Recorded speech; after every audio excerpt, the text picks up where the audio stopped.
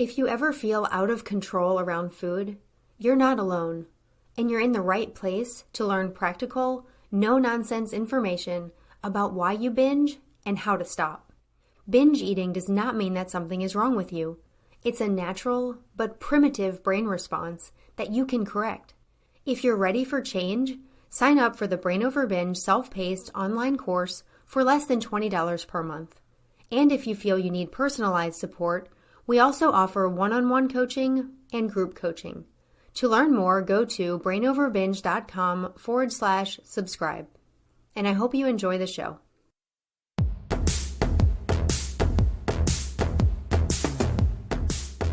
Welcome to the Brain Over Binge podcast, where you learn a simple, brain-based approach to ending binge eating. Whether you're a regular listener or you're just finding this podcast, I really appreciate you being here today. I hope that you'll find practical and empowering information that's going to help you put an end to binge eating. And on today's show, we're going to go a little bit beyond talking about binge eating and also talk about overcoming other problematic eating habits as well, like overeating, emotional eating, and night eating. I say we are going to talk about these things because I have a guest on the show today that I'm very excited to introduce you to. My guest is Alen Standish, who is also a fellow podcaster. He started the Quit Binge Eating podcast back in 2012, and I was lucky enough to be one of the first guests on that show, and we've been friends ever since. More recently, Alen started the Inner Effort podcast, and he also became a podcast consultant, and I owe the creation of my own podcast to his expert advice. Even more recently, Alen has developed a unique audio delivery system that allows podcasters like us to privately connect with our listening audiences and to provide help to those who want to be trained or coached in a very unique way.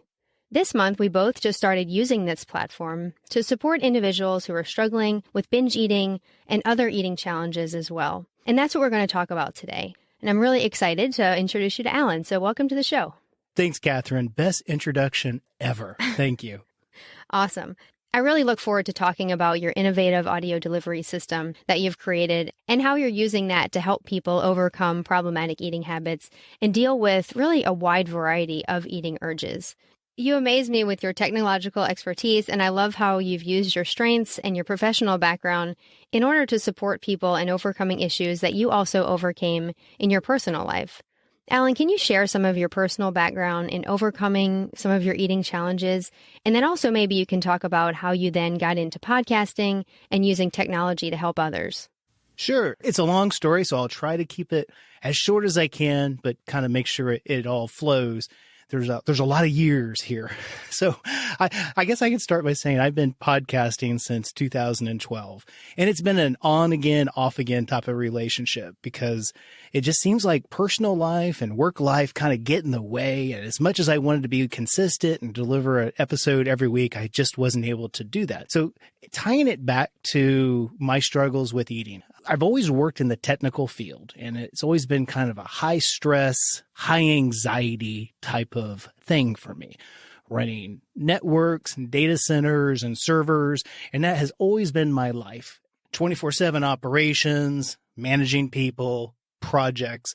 And so over my early life, I really began to take out my anxieties at night by eating. I was the epitome of a night eater. I would be running, again, operations all day and projects, and then come home and started having kids at that point, and play with the kids and try to be my best self in front of everyone. But then at night, it always seems like when the demons or the monsters, and I'm not using a good word for that, but just that urge would just come out and would basically drive me to the kitchen at night. And I would just do some incredible damage to the leftovers that were in the refrigerator or the snacks. And I was putting away all sorts of calories at night. And it was the typical binge eating type of scenario. Just I wasn't totally focused as it was going down, not sure what was going on, but it was happening 3-4 times a week. And that went on for 15, 17 years, long time. And of course, the side effects of that were just what kind of typically happens to a lot of folks. You gain weight, and then, when you gain weight, you're like, okay, I got to go on a diet. So you start restricting, and you really start screwing around with your systems and your metabolism, and things just never settled down for me. And finally, by around year 15 or 16 of all this going on, and it was really affecting me. I mean, I was worrying about every night during the day. And so I really kind of buckled down, and I would go to the library, and I would check out so many self-help books about either eating or kind of getting a handle on stresses and anxieties. And this went on for months and months and months and months. And, I kind of enjoyed it because I've always been kind of a book type of guy. So I finally found meditation in one of the silliest books you can imagine. I think it was Meditation for Dummies. and I was like, okay, I'm going to give this a try. And by the way, all this time I've always been listening to podcasts, and I've usually, when I was listening to podcasts back in the day, well, I think I started listening to podcasts probably around 2007, 2008, back when they really first started. I was listening to technical podcasts and even some writing and creative podcasts, but I never discovered the world of kind of folks talking about these type of struggles. I should have thought better and kind of found podcasts sort of like what we have created.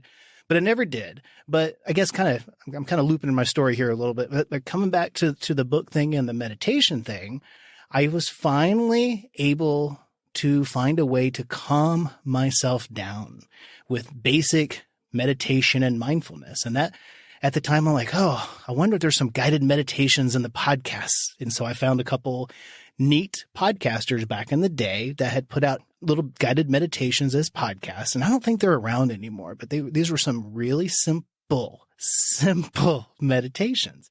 And so things slowed down for me, and my anxieties went down. And I noticed it was so immediate that my binge eating just started slowing down. It wasn't an every night type of affair. And so with time and keep working on that, it finally went down to the point where I felt like I had this mostly under control, but there were still, binges every week or every 2 weeks going on. But compared to what it was before, it was an amazing feeling. I just was suddenly able to recognize emotions for the first time in my life. Again, kind of a typical American male, right? I never thought about emotions other than anger or happy. It was literally nothing in between there. And so, it kind of taught me again to watch my emotions and understand what was going on. But I still wanted to finish out that last little bit with the binge eating because it still struck me really hard. And it was the craziest thing. I was reading a comment on a forum, and someone had mentioned your book, Brain Over Binge. And so I went to the library. No, it wasn't at the library. I remember going to the library and it wasn't at the library. So I'm like, okay, I got to order it through Amazon. And I remember getting it through a Kindle because I wanted it right there. So I downloaded it, read it in one setting, and it really resonated with me, your approach. Before, I'd always been, again, for this last almost year, kind of in this meditation, kind of self-help type of world. And again, it helped me tremendously, but it didn't quite get to the crux of what my challenge was those urges and how to handle the urges. And even at that point with working with meditation, I still felt, some of these urges were a part of my bad self, and I had to totally stamp them out. Whereas you helped me understand that urges are just urges, and you should just, ignore them. And I don't want to go down your path here too much, but it just really resonated with me, the matter of factness with it. And it just I was like, yeah, let's give this a try. And over several weeks, I just didn't have any more binges by being very focused on that. And it just made me realize I want to talk more about this. Again, I've been listening to all these technical podcasts for years and years and years. And I started listening to some of the meditation podcasts. And that's what made me start up the Quit Binge Eating podcast.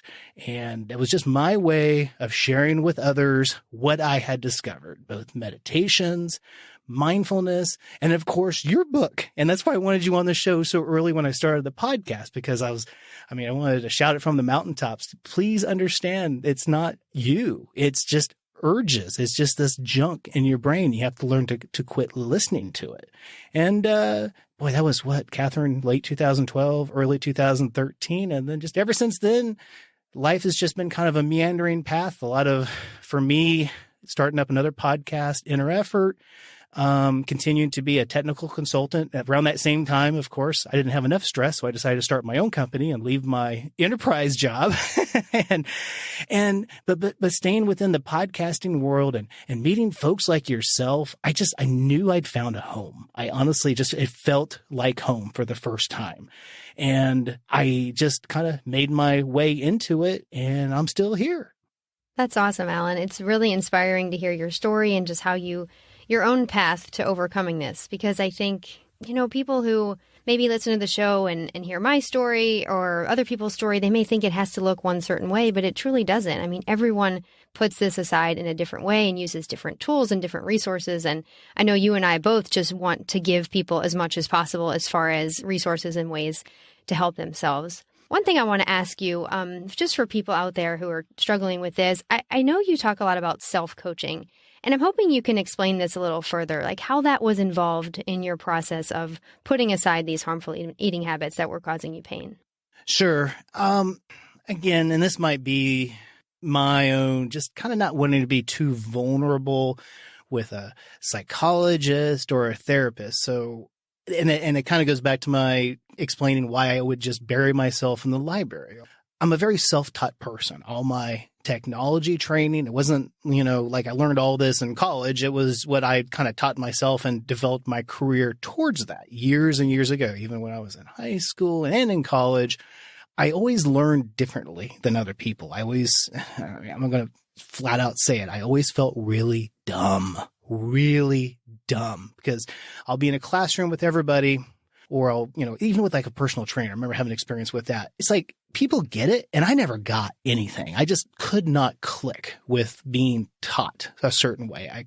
I don't know if I have a learning disability in my own mind with it, but sometimes I kind of have to filter it back to myself, almost like I'm talking to myself. It's just a technique I started again when I was in high school, or even in middle school. I just always remember being behind everybody else. But when I learned to kind of start talking to myself and training myself, that's when my grades literally did a 180-degree turnaround, and I was able to be just straight A. And then, unfortunately, it probably also added to my perfectionist personality, because once that all happened, then I never tried to go back. But I would put tons and tons of time and effort into that whole talking to myself, kind of regurgitating information back at myself so I can understand it. I mean, someone could tell me 10 ways how to do it, and I would just look at them, and until I did it and could talk out loud as I did things with my hands or with code, it would never make sense. And so it's kind of the same way with the self-help books and the meditation. I just had to start talking myself through the moment. So maybe this is a mental block in my brain, but I almost need to be talking to myself. These type of phrases go through my head all the time. Okay, you're getting to be an a-hole. You need to take a minute. That's the type of stuff I can recognize it. Before, without the meditation for me and the mindfulness, I would just kind of go. And again, I would only talk to myself when it came to technical training or for a course I was taking or whatever, just what I needed to do to get the job done. But this is the first time I kind of turned that skill around and used it for myself. And it just really resonated. And I'm going to be the first to admit, I would have been the best person to go probably to a therapist and talk this out loud. And my learning curve with this kind of self-coaching would have been fantastic. And I'm sure it would have been the best thing for me. But it was just what I knew. And again, sometimes it's really hard for me to be open and vulnerable. And that changed, by the way, with the podcast and just starting to talk with amazing folks again, like yourself. I learned to be more open about it. And that's when I really began to understand the value of connection with other people outside of my tight-knit little family space. I'm the world's biggest introvert, and that might be another reason why self-coaching really resonates with me, because it takes me a while to muddy through my thoughts. It really does. And it takes me a while to get going in certain directions. And so it's kind of the only technique I've found for myself that works for me. And I've shared this with many, many different people, but never in terms of, how you can do it for yourself. I never actually talked too much about it on the podcast, just more as asides or in email conversations or, just even having conversations with my fellow listeners, about what this self-coaching thing is about. I think there's just so much value in it for certain types of personalities, and maybe everyone can get value from it, but for me, it just holds a special place because, again, it's like I'm not putting myself out there to one person too much, but I've also kind of developed a skill set for myself on how to work myself through it. I don't think I'm explaining it very well, but for me, it's a comfort area. It's like a highway and having bumpers on each side. I kind of know how to go down that path and get accomplished what I need to get accomplished by talking to myself.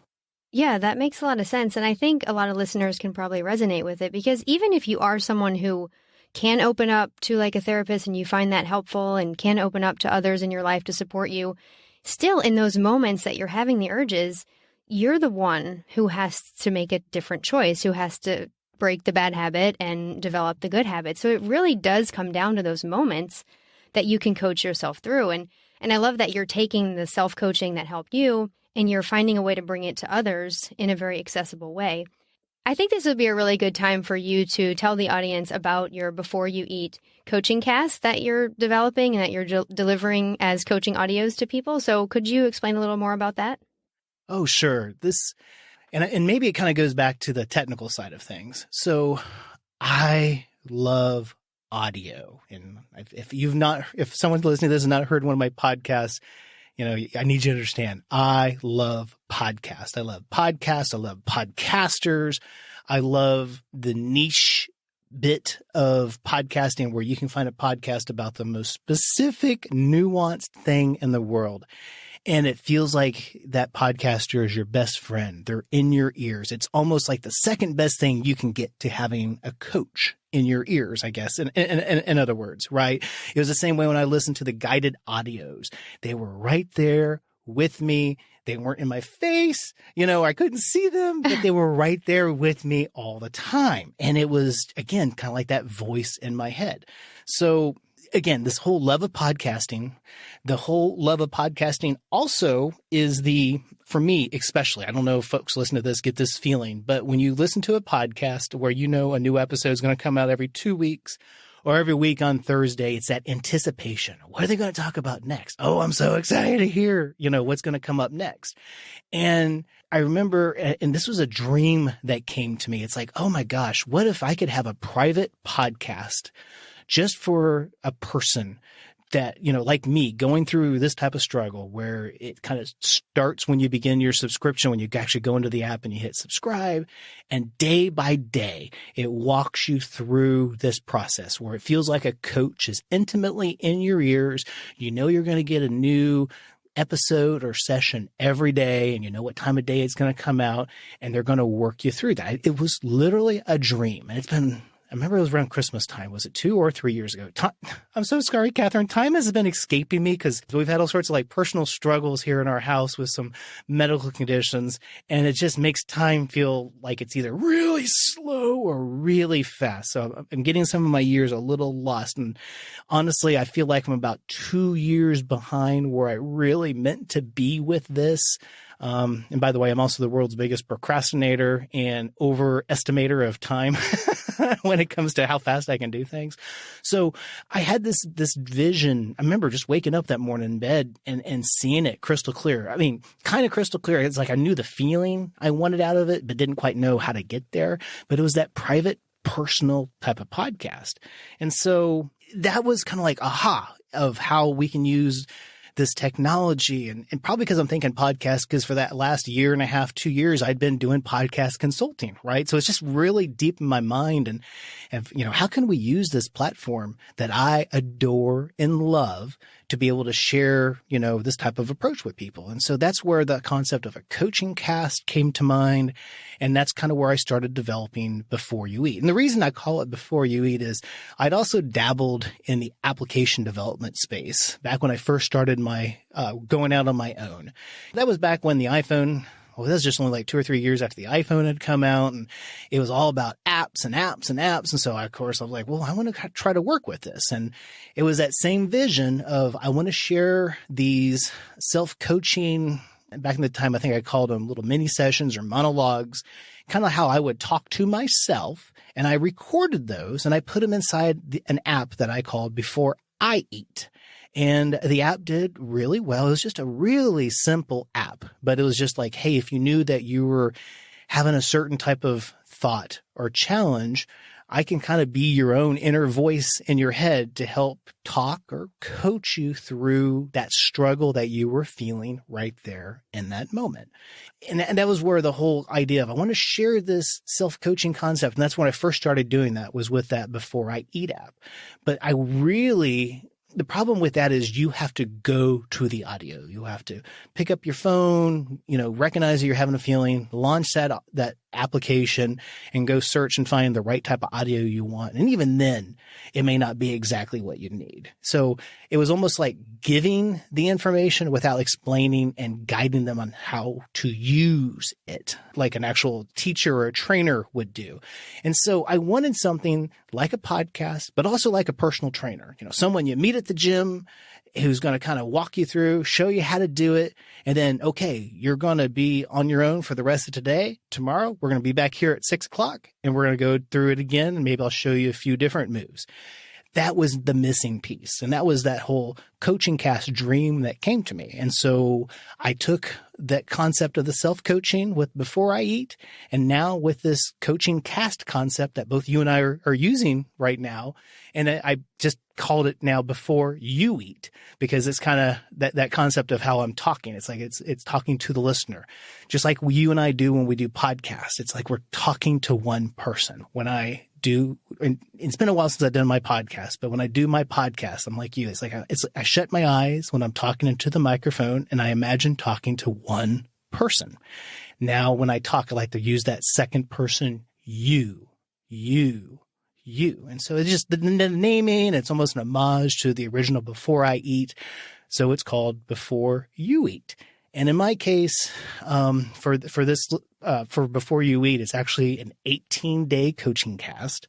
And over those 18 days, it guides the listener through the process, like I learned to do for myself, to start coaching myself and working through just general eating struggles. And I don't know if you want to go through this here, but over the last 2.5 years, with the struggles that we've had here in our family, and I'll just say it, my youngest son, who's now just turned a teenager, he struggles with epilepsy. And if you've not seen a full-blown grand mal seizure and kids having migraine headaches, just extremely debilitating headaches and learning disabilities and anger issues and depression that comes about from it, it really is a gut check to you. And, my wife and I had been so fortunate for years. All three of our boys were doing great. And then it turned out that because of an issue, we believe a small little stroke he had when he was born, which wasn't discovered until he was in 3rd grade, his seizures kicked in. And it just kind of rocked our world. It really rocked our world. And I had already started podcasting and been sharing this for a while, the Quit Binge Eating podcast. And it's been an up and down ride. Anyone that has kids, life is already an up and down ride. And this one, with what we had with my youngest and with seizures and having to go to homeschooling and all that type of stuff, it really rocked us. And it rocked me personally. Every day I never went back to binge eating or any type of eating struggle. But, oh my gosh, I really was in the pit of despair in my mind for years. And that's kind of what's been kind of hard for me to get the podcast up and going. But over that last year, I don't know what it was, but I kind of rediscovered the idea of I have the power to choose how I want to respond to this situation. And I just kind of kept saying that over and over to myself. And every time I would start having these feelings or feeling overwhelmed with it or getting angry or whatever, I kind of learned a process to work through that. And basically it was the power to choose how I wanted to respond. Every day, every moment, I have the power to choose how I want to respond to whatever's happening to me. I can't control what's happened to my youngest, and I can't get angry at it. I just have to accept it. But it's that whole power to basically choose how I want to respond in my mind. And that was the biggest key for me, was learning, okay, what comes out of my mouth, I can't always control it, or if I go exercise or not, or if I get this project done or not, but how do I initially react to that thing that happens? And so over the last year, that has helped me beyond belief. And I recognize the parallels with that in the self-coaching. And so before you eat, I've adopted this philosophy that I have been using every day into the daily sessions of Before You Eat. The power to choose how you respond. And I've always learned, or I've always known with myself specifically, but just talking with hundreds and hundreds of people, that urge sensation to go eat, it usually stems from some form of discomfort that we're feeling. Either we're uncomfortable with what's going on in our life, or we just had a fight with a spouse, or we're stressing out because we're ruminating about something, or we got a project that's due and we're either hiding from it or we're just way behind and we're worried about the outcome. It's those type of triggers that then fire off that urge moment in our mind to go eat. I mean, it just seems like that's about 80% of the people I talk with are like, you get it. That's exactly right. It's not like we're sitting there saying, I want to go eat. It's something uncomfortable is going on, and our brain wants to save us from ourselves. And so from bad habits of either binge eating or overeating or emotional eating, of course, we've trained ourselves that, okay, we're starting to feel a little down, go eat something. And so that also was what I built Before You Eat to be about, to start recognizing that those moments of discomfort and ultimately to embrace and accept the discomfort. And maybe it sounds a little woohoo, but it's not. I'm a very, very, very practical person. And so I tried to take all those concepts along with the idea of coaching yourself and package that into Before You Eat, to kind of walk through that process. And it takes about 18 days to basically get a good feel for that. And then after that, it's you on your own, practicing these little moments in your head and coaching yourself going forward. Every time you feel that little prick of discomfort, you kind of can catch it early. And then there's kind of a 3-step process that I've been using for like at least this last year that honestly, it just talks me down. And it keeps me from having to use willpower or getting angry at myself or any of those old tricks that I used to always use. It's a very calm and rational approach that I just want to share. and it's actually changing the way I'm going to be addressing the podcast. I'm kind of relaunching Inner Effort in addition to this because of this approach, this understanding that, oh my gosh, we all have the power to choose how we want to respond to whatever is going on. And we can apply it to eating or whatever else. So that definitely differentiates us between Before You Eat from being like focused on binge eating versus kind of generalized eating. Cause I'm just more, it's about, emotional eating and kind of what drives us down that path. So many people don't necessarily binge, but yeah, you're sitting on the couch, something's going on in your life, and you just have this thought, I should go eat something. And it's not necessarily a binge, but it's not really what you want to be doing. I think it's amazing that you've taken these lessons you've learned not only in overcoming eating issues, but also dealing with all the stress based on your son's health condition. And I just think it's amazing that you've pulled all that together to teach people that they can change how they respond to urges and to, situations in their life. And it doesn't mean you have to solve all the problems. It doesn't mean you have to cope perfectly well with everything going on. It just means you can change your response. Yes, because during those last couple of years, that's when I noticed I was not binging, but I was definitely emotionally eating. I noticed that because I was like, oh my gosh, I'm so down. All I want to kind of do is eat. And I would never go flip into that kind of binge mode where I'm like, I'm not sure what just happened, but I just ate, half an apple pie or something like that. That never happened because I never allowed myself to flip back into that.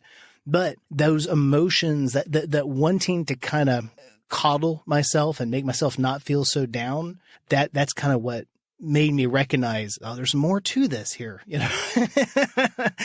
but I can control how I respond to it. So, and it takes a little while to kind of get a bigger understanding of it because you first have to accept that this is what's going on and you kind of have to learn about yourself, but you're right. You don't have to dive deep into the well of despair or understand where those dark feelings are coming from, because you can't always control that just as much as you can't control your thoughts, just as much as you can't always control your emotions. As much as we think we can be automatons and robots and just say, stop feeling that, you can't. But like you said, we can stop, or we can control how we want to respond to it. And that has always given me, and me sharing this with others, they always say this is like the very first thing they get out of it. It's like this feeling of freedom for the first time.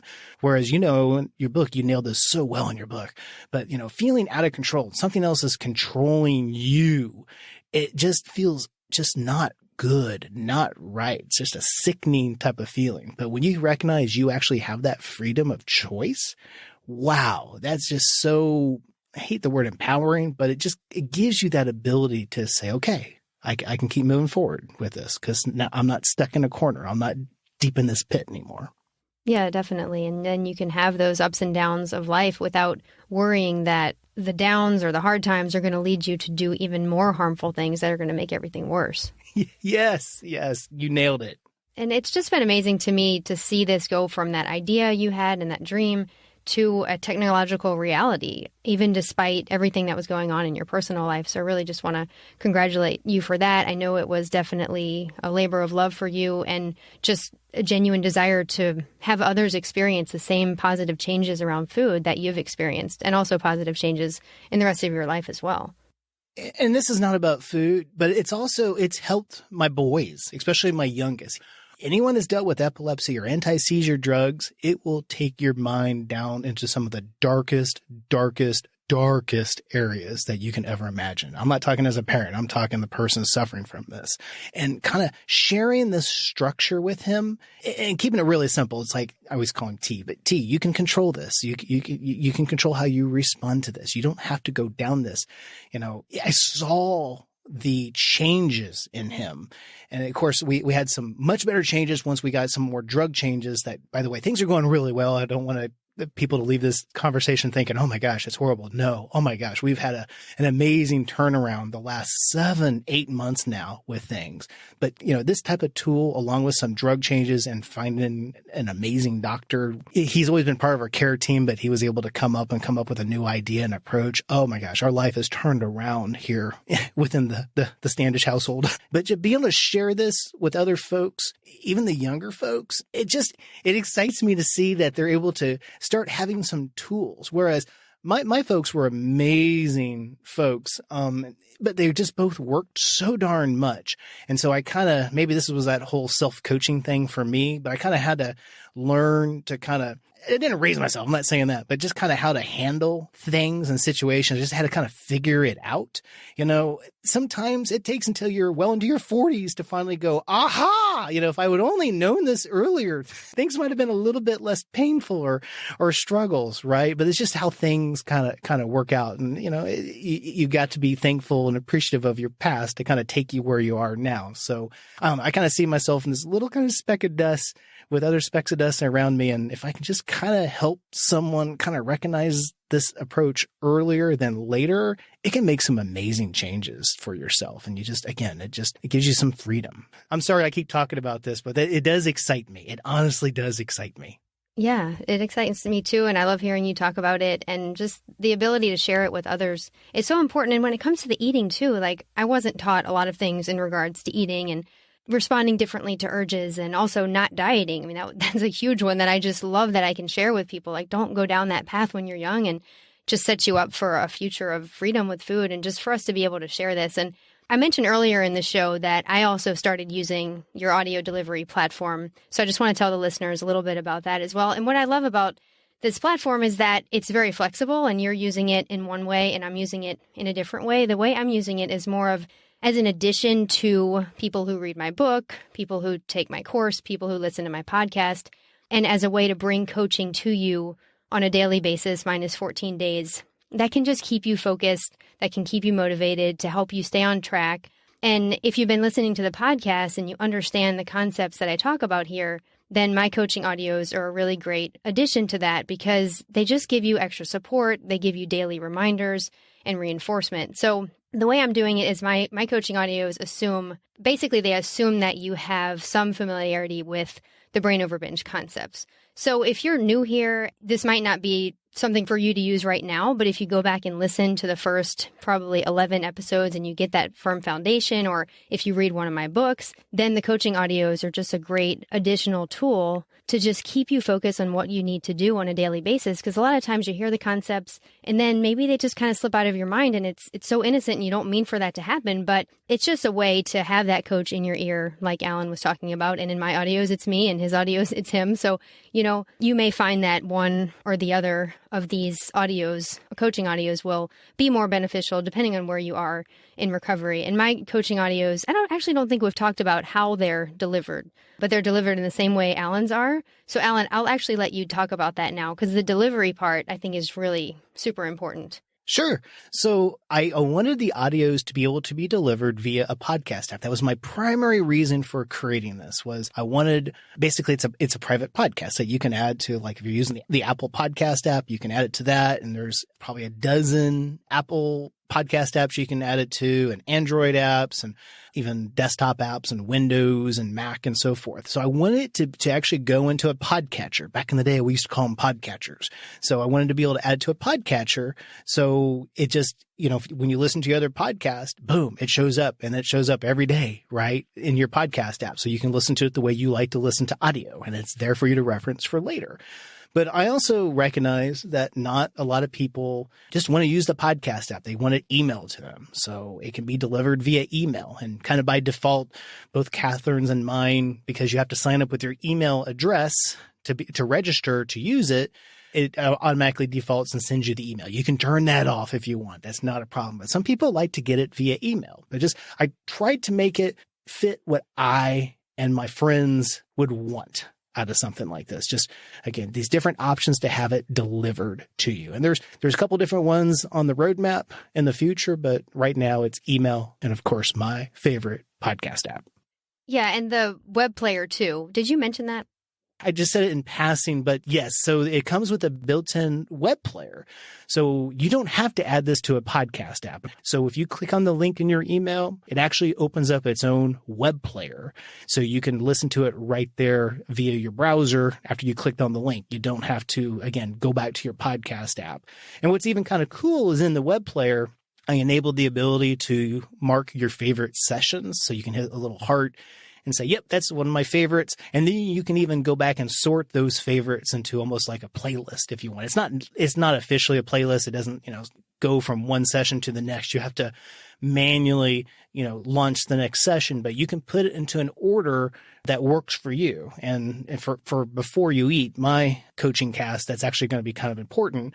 For Kathryn's, maybe not as important, but if you use it, you'll find it's just invaluable to be able to sometimes just mark things as a favorite and kind of sort your favorites. So later on, you can go back and listen to the sessions, and kind of sort order them by preference that kind of help you out, right? Yeah, definitely. And you mentioned coming back to them later. And a question I got, because I released these this month, is do we lose the audios after the 14 days, or in your case, the 18 days? And the answer is absolutely not. They stay on the web player for a year after you purchase them. And you can always download and save them to your own device just to have them, for whenever you need them in the future. And then you can restart your delivery as well for a small fee to have them again start delivering on day one. And I was going to say, I've had several people like that because sometimes, like me, going through the lesson once, the 15 days or the 18 days, that's good. But then you almost need to kind of go live it and try it for a week or two. And then you're like, okay, I need to go through this again. Now, you could just go back and just play them because they're, like you said, you got access to them for a year. They're in your web player. They're in your podcast app. You can go back to the previous links, whatever. and listen to them that way. But you can also just have them re-delivered to you and kind of re-experience that whole getting the new podcast episode or getting the email. And sometimes there's something very powerful about that. So that was just an option that I had many of my early alpha testers ask about. Again, it's just a small group of people that like that, but it's available. Yeah, definitely. I think that just makes it so that you're going to be more likely to listen to it. You're going to be more likely to apply what you hear. You can just get that message in the middle of your busy day and just keep you on track. I think that your Before You Eat coaching cast and I don't think I mentioned the name of mine. It's called Recovery Goals Coach because it focuses on the 2 recovery goals of dismissing urges and eating adequately, which those of you who listen to the show know that those are the 2 basic goals of the Brain Over Binge approach. So half of the audios, 7 of them are focused on one recovery goal and the other half are focused on the other. So just really gets you that firm foundation in both of the recovery goals. So I think that both of these products or audio deliveries are very complementary. I think mine is likely more helpful to you if you're truly struggling with the binge eating and that's really your primary struggle right now. I think Alan's would be a better fit for someone who is mostly over the binge eating, maybe still binging a little bit, but is trying to overcome those night eating urges and overeating urges. Alan, do you have any thoughts on that as far as like which one would be a better fit for what type of person? Oh, you nailed it. I mean, if a person listening to this are in the throes of binge eating, I could not recommend yours more. It takes the right approach, cuts right to the chase, and that's the perfect way to start. And then if you kind of need a little more ancillary help after going through Recovery Goals Coach, maybe you're like me. It's almost like it almost follows my life, right? With what I've been talking about for years. If things have been going good, you feel like the binge eating is under control. And again, with binge eating, Kathryn says this all the time, you have to make sure you're eating adequately and you're not restricting. And once you feel that you kind of have that under control, but you're trying to work on some of these emotional sides or, you're just not happy with how you're responding to it, then I think maybe Before You Eat could be a good fit for you. But honestly, if you're listening to this podcast now and you're subscribed to Kathryn's podcast, you definitely really should start with Recovery Goals Coach. Absolutely. Well, thanks, Alan. Yeah, I definitely think they can be used together, even at the same time. Some of you might feel like you're struggling with a lot of different things and want to just explore them both. And I think that's fine too. Sometimes all it takes is just those few moments of coaching just to keep you moving in the right direction. I mean, if you feel your day kind of going off in a bad direction, it could just recenter you, refocus you, and just bring to mind your motivation for changing, or just even hearing a few encouraging words is super helpful. And that's what we hope that these coaching audios will give you, just those little moments that are going to lead to profound change over time. I also want to tell you about how you can learn more about these coaching audios, both from Alan and myself. They'll be in the show notes. There's a link to Before You Eat and also a link to Recovery Goals Coach. And you can also find Recovery Goals Coach on the main page of my website, brainoverbinge.com. And Alan, is there a special website they can go to for yours as well? Sure. Everything that I have will be underneath my Inner Effort podcast website, which is simply innereffort.com. And you'll be able to find it right there on the front page. Awesome. Thank you so much, Alan. Do you have any sort of final thoughts as we close the show, just about self-coaching or putting aside harmful habits, or just anything else about Before You Eat that you'd like to share? Oh, I could talk and talk and talk, as you probably can tell, just in my answers to simple questions. But, I think it really boils down to noticing what's going on within yourself and having that mindful awareness. And then at that point, being able to make a choice in what you do. It all boils down to just seeing what's going on in your mind. You may not necessarily know what to do, but just to start recognizing these things earlier, not being caught up in it, not feeling like you're a victim. You just kind of have to own it. Own your thoughts, even though maybe you didn't put those thoughts there. Maybe it's stemming from something else or triggering from something else, but just accepting it, owning it, and just being mindfully aware. That's just so much of the battle. And then after that, it's just a little bit of technique and approach. And that's kind of what we're here helping you with. Yeah, I totally agree. Just having that awareness is such a huge piece of it, and often the biggest first step toward changing your behavior. Thank you so much, Alan, for being here and sharing your personal story and also information about this audio delivery system. And it's been so great talking to you. I want to also personally thank you for working with me to deliver these coaching audios to my listeners, and also for giving me my first experience with podcasting back in 2012 on your show. You're absolutely welcome, Kathryn. It's been a pleasure. Definitely. Thanks, Alen. I know that you'll find his Before You Eat coaching cast just immensely beneficial in putting aside any harmful eating habits that you have. And I hope you'll also check out my Recovery Goals coach as well. And we just want you to be able to put aside these harmful habits so that you can get back to living your life. I hope you'll check out the links in the show notes. And I hope you've enjoyed today's show and that you'll join me again next time. And as usual, I want to encourage you and remind you that you have the power to change your brain and live a binge-free life. The Brain Over Binge podcast is produced and recorded by Brain Over Binge Recovery Coaching, LLC. All work is copyrighted by Brain Over Binge Recovery Coaching, LLC, and all rights are reserved. As a disclaimer, the hosts of the Brain Over Binge podcast are not professional counselors or licensed healthcare providers, and this podcast is not a substitute for medical advice or any form of professional therapy. Eating disorders can have serious health consequences, and you are strongly advised to seek medical attention for matters relating to your health. Please get help when you need it, and good luck on your journey.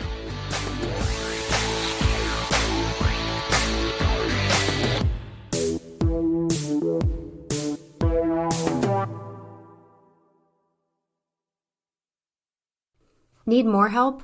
You can find all of our current and upcoming options for support at brainoverbinge.com.